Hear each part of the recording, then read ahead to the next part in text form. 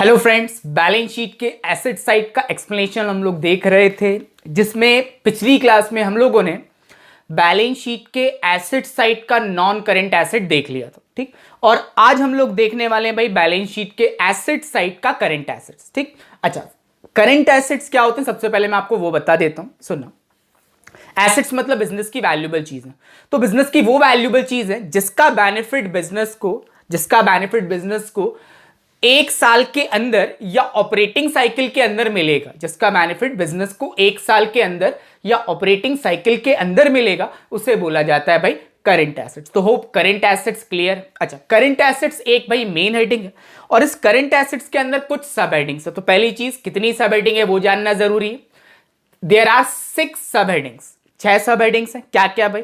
Current investment, inventories, trade receivables, cash and cash equivalents, short term loans and advances, and other current assets. These are subheadings under the main heading current assets. ठीक, अब एक एक करके सबको समझते हैं भाई। चलिए, सबसे पहले भाई अपन देखते हैं करंट इन्वेस्टमेंट। अच्छा, इन्वेस्टमेंट क्या होता है मैंने आपको बताया था ना, कुछ पैसा हम फ्यूचर के लिए कहीं लगा देते हैं, कुछ पैसा हम फ्यूचर के लिए कहीं पे इन्वेस्ट कर देते हैं। सुनना, तो भाई वो पैसा जो आपने फ्यूचर के लिए कहीं पे इन्वेस्ट किया है और उसका बेनिफिट अगर आपको एक साल के अंदर या ऑपरेटिंग साइकिल के अंदर अंदर मिलेगा, एक साल के अंदर या ऑपरेटिंग साइकिल के अंदर अंदर मिलेगा, तो ऐसे इन्वेस्टमेंट्स को बोला जाता है भाई करंट इन्वेस्टमेंट। क्लियर है भाई? तो एग्जांपल्स देख लेते हैं अपने करंट इन्वेस्टमेंट के क्या क्या। पहला, इन्वेस्टमेंट इन शेयर्स। अगर किसी कंपनी ने किसी दूसरी कंपनी के शेयर्स में इन्वेस्ट किया है तो भाई उस इन्वेस्टमेंट को भी क्या माना जाता है? Current investment. करंट इन्वेस्टमेंट इसलिए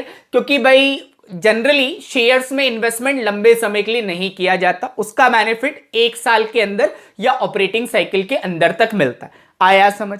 कोई दिक्कत? दूसरा आपको दिख रहा है example, investment in mutual funds. Short में बता दे रहा हूं भाई, म्यूचुअल फंड्स क्या होते हैं?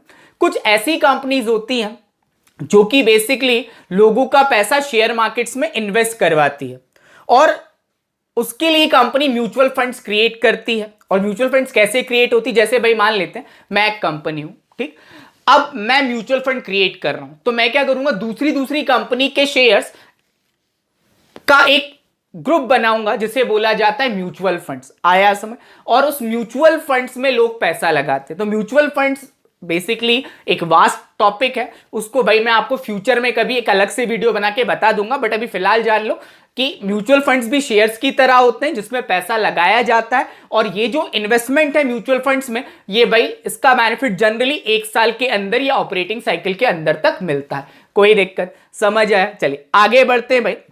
Next is inventories. इन्वेंट्रीज जिसका दूसरा नाम स्टॉक भी है।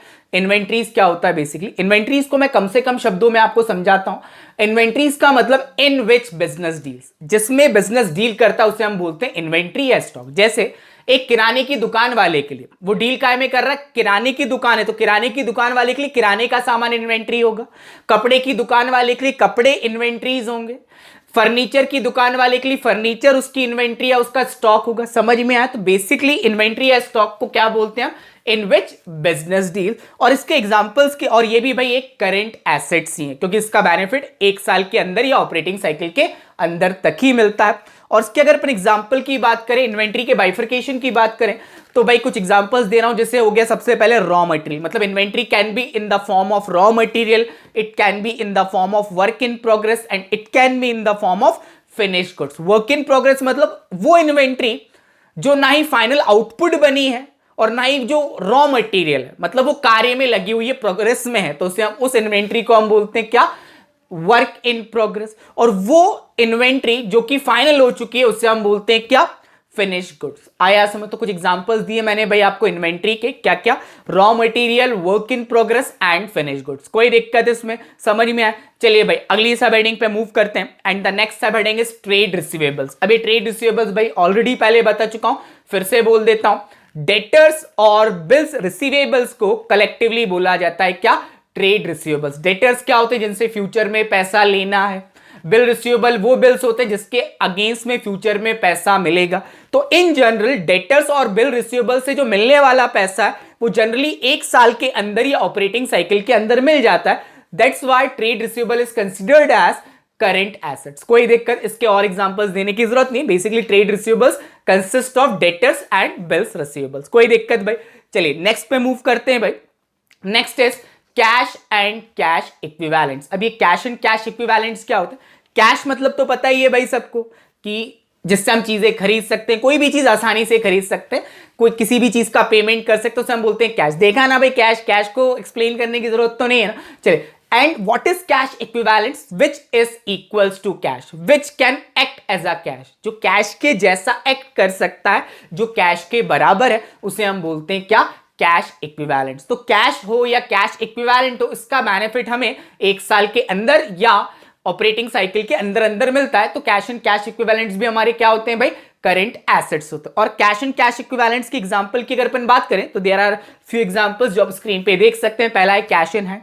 वो कैश जो भाई कहा है इन हैंड मतलब जो बिजनेस में रखा हुआ है। दूसरा कैश जो बैंक में रखा हुआ है। उसके बाद आपको दिख रहे चेक्स। सुन, चेक्स देखे ना भाई सबने, ऐसे इंस्ट्रूमेंट्स होते हैं जो कैश जैसा एक्ट कर सकते हैं। मतलब अगर मुझे किसी को पैसा देना है तो मैं कैश ना देकर उसे चेक भी दे सकता हूं। तो चेक क्या हो गया? It is cash equivalent. Check is what? Check is cash equivalent. समझ आया? And the last one is marketable securities. अब ये मार्केटेबल सिक्योरिटीज क्या होता है? पहले मैं आपको बताता हूं सिक्योरिटीज क्या होता है। शेयर्स, डिबेंचर्स, इनको सिक्योरिटीज बोला जाता है। मतलब किसी कंपनी के शेयर्स या डिबेंचर्स आप खरीद रहे हो और उन डिबेंचर्स को अगर आपने खरीदा है और उसको अगर आप कैश में कन्वर्ट कर सकते हो 3 महीने के अंदर अंदर, मतलब ऐसी सिक्योरिटीज, मतलब ऐसे शेयर्स, ऐसे debentures which can be converted into cash with in 3 months, उसे बोला जाता है मार्केटेबल सिक्योरिटीज। और ऐसी मार्केटेबल सिक्योरिटीज बेसिकली वो इन्वेस्टमेंट है, लेकिन ऐसे करंट इन्वेस्टमेंट जिसे हम मार्केटेबल सिक्योरिटीज बोलते हैं which can be converted into cash with in 3 months, तो ऐसी मार्केटेबल सिक्योरिटीज को भी कैश इक्विवेलेंट्स कंसिडर्ड किया जाता है। समझ आया? बाकी कैश इक्विवेलेंट्स मैं कैश फ्लो में आपको और इन डेप्थ बताऊंगा। अभी के लिए भाई होप समझ में आ गया होगा क्या होता है कैश इक्विवेलेंट। कोई दिक्कत भाई? कैश एंड कैश इक्विवेलेंट्स क्या होता है? चलिए मूव करते हैं भाई अपनी नेक्स्ट हेडिंग, नेक्स्ट सब हेडिंग पे, that is short term loans and advance. तो बता चुका हूं भाई, लोन्स अगर लिया है तो लायबिलिटी होता है, लेकिन लोन अगर दिया है तो वो क्या होता है? एसेट्स। तो सुनना, ऐसा लोन जो आपने किसी को दिया है, ऐसा एडवांस जो आपने किसी को दिया है, ठीक, और वो एडवांस या वो लोन आपको 1 साल के अंदर अंदर वापस मिल जाएगा या ऑपरेटिंग साइकिल के अंदर अंदर वापस मिल जाएगा, तो ऐसे लोन्स एंड एडवांसेस को हम बोलते हैं क्या? Short term loans and advances. आ रहा है समझ भाई? कोई दिक्कत? चलिए इसके एग्जांपल्स के भी एग्जांपल्स देख लें। जैसे पहला एग्जांपल आपको स्क्रीन पे दिख रहा होगा, लोन प्रोवाइडेड। मतलब अगर आपने किसी को लोन दिया है और ब्रैकेट में दिखा क्या लिखा हुआ है? विद इन 1 ईयर और ऑपरेटिंग साइकिल, और वो लोन सामने वाला बंदा या सामने वाली फर्म या कंपनी जो भी जिसको भी दिया है, अगर वो 1 साल के अंदर या ऑपरेटिंग साइकिल के अंदर लौटा देता है, तो ऐसे लोन को हम बोलते हैं क्या भाई? Short term loans and advances. आ रहा है समझ? उसके बाद capital advances, already previous class में बता चुका हूं कैपिटल एडवांसेस क्या होता है। ऐसा एडवांस जो आपने किसी फिक्स्ड एसेट्स को खरीदने के लिए दिया। तो मान लेते हैं अगर आप कोई फिक्स्ड एसेट्स खरीदने वाले हो, उसके लिए आपने एडवांस दिया और अब फिक्स्ड एसेट्स को आप एक्वायर कर लोगे 1 साल के अंदर या ऑपरेटिंग साइकिल के अंदर, तो ऐसा एडवांस जिसका बेनिफिट आपको, ऐसा कैपिटल एडवांस जिसका बेनिफिट आपको 1 साल के अंदर या ऑपरेटिंग साइकिल के अंदर मिलेगा, तो ऐसे कैपिटल एडवांसेस को ट्रीट किया जाता है भाई short term loans and advances. कोई दिक्कत भाई? समझ आए? चलिए मूव करते हैं अपन अपनी नेक्स्ट एंड दी लास्ट सब हेडिंग पर, that is other current assets. सुनना भाई, अभी अदर करंट एसेट्स क्या होता है? ऐसे करंट एसेट्स जो ऊपर दी गई, मतलब इससे पहले एक्सप्लेन की गई सब हेडिंग्स में नहीं आते, उससे हम रखते हैं कहां पे भाई?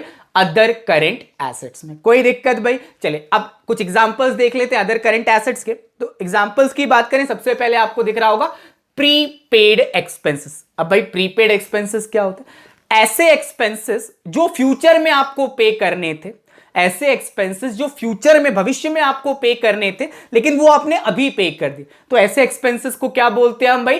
Prepaid expenses. क्या बोलते हैं? Prepaid expenses. तो फ्यूचर में आपको अब वो खर्चा पे नहीं करना है, सिर्फ उसका बेनिफिट लेना है, तो प्रीपेड एक्सपेंसेस को भी ट्रीट किया जाता है भाई हमारा क्या?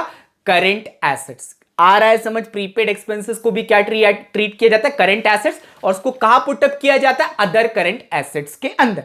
समझ आया। उसके बाद अगर आप स्क्रीन पे देखें तो आपको दिख रहा होगा एक्रूड इनकम। अब ये एक्रूड इनकम क्या होता है, सुनो, ऐसी इनकम जिसके लिए आप काम कर चुके हो बट इनकम का मिलना अभी बाकी है। ऐसी इनकम जिसके लिए आप काम कर चुके हो और लेकिन इनकम का मिलना बाकी है, उसे हम बोलते हैं क्या, एक्रूड इनकम। जैसे एग्जांपल ले अपन, जैसे भाई मान लेते मेरे दोस्त ने मुझे बोला कि यार मेरा मोबाइल बिकवा दे, I will give you 1000 rupees as commission. ठीक, तो मैंने क्या किया भाई, उसका मोबाइल बिकवा दिया, काम मतलब काम कर लिया, मोबाइल बिकवा दिया, लेकिन अभी तक मुझे कमीशन मिला नहीं है। तो वो जो कमीशन जो अभी तक मिला नहीं, फ्यूचर में तो मिलेगा, तो ऐसे कमीशन को हम बोलेंगे एक्रूड कमीशन। आया समझ। तो सुनना, ऐसी इनकम जो भविष्य में हमें मिलेगी, क्यों, क्योंकि उसके लिए हम काम कर चुके हैं, तो बेनिफिट है ना भाई, फायदा मिलेगा ना, तो वो भी हमारे क्या कहलाते हैं, अदर करेंट एसेट्स। कोई दिक्कत भाई, समझ में आया। तो भाई आज की क्लास के साथ हम लोगों की अंडरस्टैंडिंग कंपनीज बैलेंस शीट की जो सीरीज है वो खत्म हो गई। तो होप भाई कंपनी की बैलेंस शीट आपको अच्छे से समझ में आ गई होगी।